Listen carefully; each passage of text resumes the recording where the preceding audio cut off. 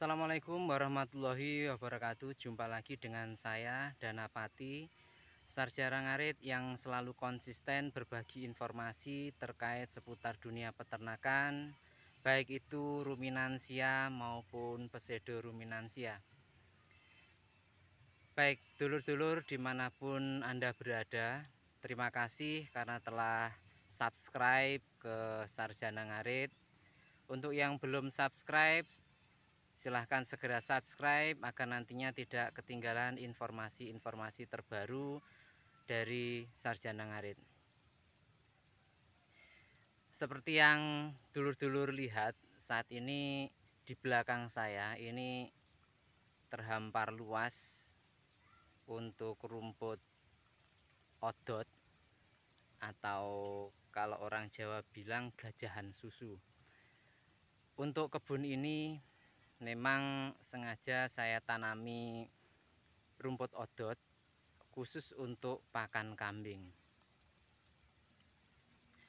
Kemarin saya sempat berdiskusi dengan beberapa peternak kambing dan domba ini terkait pemberian odot secara kontinu, apakah memiliki efek negatif terhadap binatang peliharaan yang ada di kandang. Dulur-dulur semua, seperti yang kita ketahui bahwasannya rumput odot ini sangat bagus apabila diberikan untuk binatang ternak, baik itu kambing, domba ataupun sapi.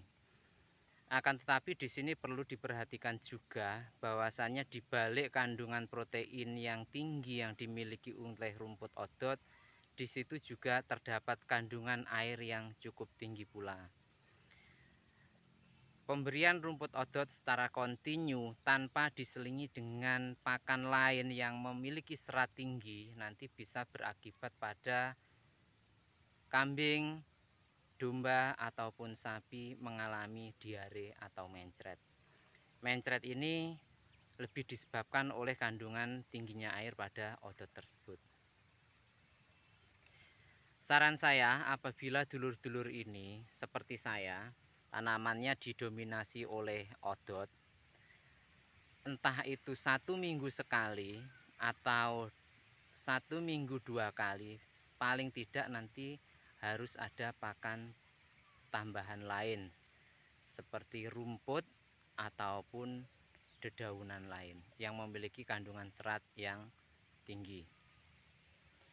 Tidak masalah juga apabila dulur-dulur kambingnya diberi odot, kemudian selingannya seperti kulit kopi, kemudian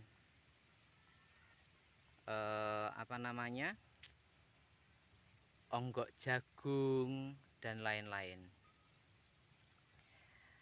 Kalau ada pertanyaan seputar apakah kambing yang diberi odot itu bisa gemuk atau tidak, maka jawabannya adalah tinggal seberapa banyak porsi odot yang kita berikan kepada binatang ternak kita.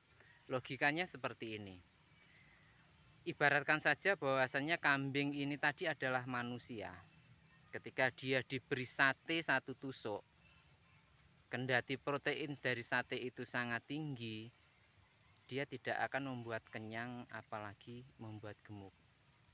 Syarat kambing, domba ataupun sapi bisa gemuk adalah proteinnya tercukupi, serat kasarnya tercukupi, kemudian bahan tersebut dapat terserap oleh binatang, ini sebaiknya di atas 70%, kemudian ada kebutuhan kalsium dan lain-lain.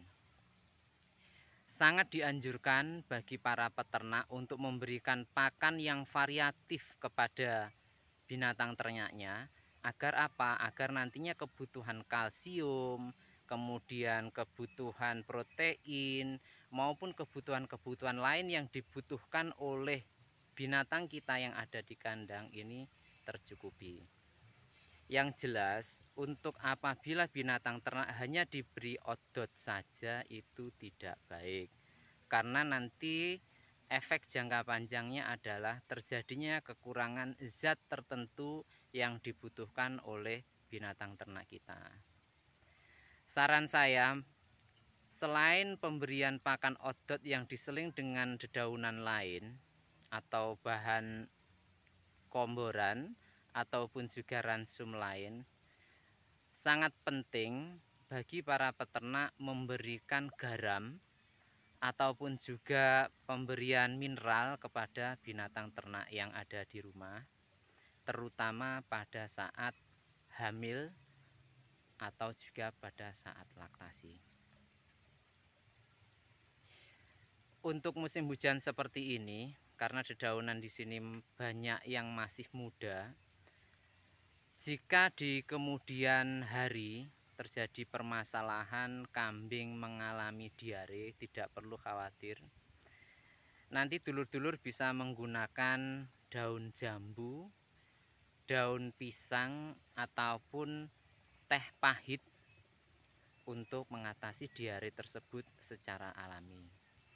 Apabila dulur-dulur menghendaki untuk pengobatannya secara kimia, nanti dulur-dulur bisa membeli obat anti diare yang ada di poultry shop atau toko hewan terdekat. Contohnya adalah pemberian ST200,